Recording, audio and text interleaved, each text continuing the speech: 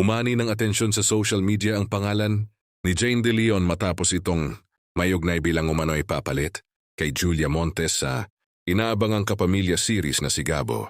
Ang isyu ay lumutang kasunod ng mga espekulasyon tungkol sa pagkawala ng aktres sa ilang teaser ng proyekto na agad namang pinag-usapan ng netizens. Sa isang panayam, natawa na lamang si Jane nang makarating sa kanya ang balita. Iyon sa aktres, wala pa umano siyang natatanggap na anumang offer para sa naturang serye. Nakarating na rin sa akin yan.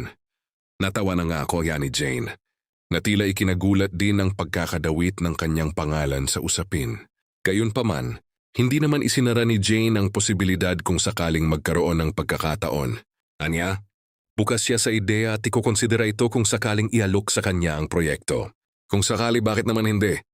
Dagdag pa niya, ibinahagi rin ng aktres na naging maganda ang kanyang naging karanasan sa pakikipagtrabaho kay Coco Martin noon, kaya't maituturing niyang isang karangalan kung muli silang magsasama sa isang proyekto, lalo na sa isang seryeng pinangungunahan ng tinaguriang Primetime King.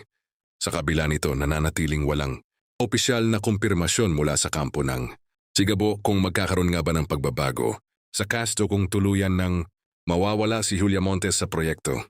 Patuloy pa rin ang pananahimik ng production tungkol sa tunay na estado ng serye. Sa ngayon, nananatiling palaisipan sa publiko kung ano nga ba ang totoong nangyayari sa likod ng mga espekulasyon.